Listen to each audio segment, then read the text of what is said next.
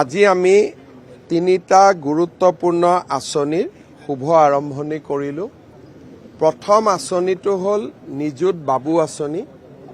এই আঁচনিৰ অধীনত অসমৰ মহাবিদ্যালয়সমূহত যিসকল ষ্টুডেণ্টে ডিগ্ৰী নামভৰ্তি কৰিব বা এই বছৰ ফাৰ্ষ্ট ইয়াৰৰ ষ্টুডেণ্টখিনি তেওঁলোকে মাহত 1000 টকাকৈ লাভ কৰিব আৰু যিসকলে পোষ্ট গ্ৰেজুৱেশ্যন পঢ়িব তেওঁলোকে মাহত 2000 টকা লাভ কৰিব।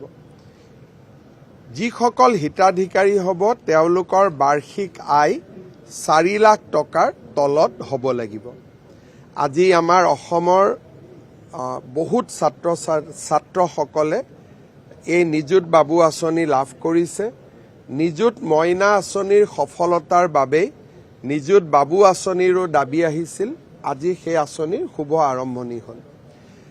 অসমত আমি আজি আৰু এটা ডাঙৰ আঁচনি আৰম্ভ কৰিলোঁ। তাক আমি নাম দিছোঁ মুখ্যমন্ত্ৰীৰ জীৱন প্ৰেৰণা।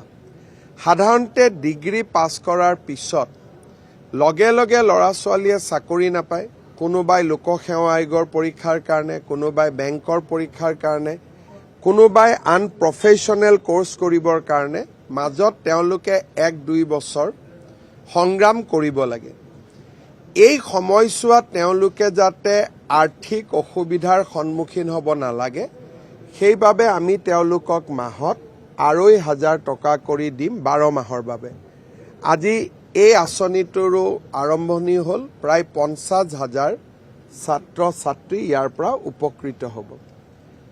তৃতীয় আমি আৰু এটা আঁচনি আৰম্ভ কৰিলোঁ যে আমাৰ চৰকাৰত বহুতবোৰ স্কিম আছিলে ষ্টুডেণ্টৰ কাৰণে, কিন্তু PhD স্কলাৰসকলৰ বাবে একো স্কিম নাছিলে। সেইকাৰণে আজি আমি PhD স্কলাৰসমূহক 25,000কৈ টকা এককালীন এটা সাহায্য দিছোঁ। যদি কোনোবা বিশেষভাৱে সক্ষম PhD স্কলাৰ আছে তেওঁলোকক আমি 40,000 টকাৰ এককালীন সাহায্য দিছোঁ।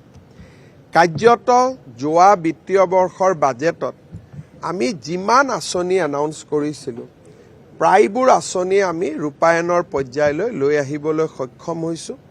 আপোনালোকে নিজেও দেখিছে যুৱক যুৱতীসকলৰ মাজত এটা অভূতপূৰ্ব উৎসাহৰ বাতাবৰণ, যাক সাধাৰণতে দেখিব পোৱা নাযায়। জেনজি বুলি ক'লে আমি নেপাল বাংলাদেশৰ লগত তুলনা কৰোঁ।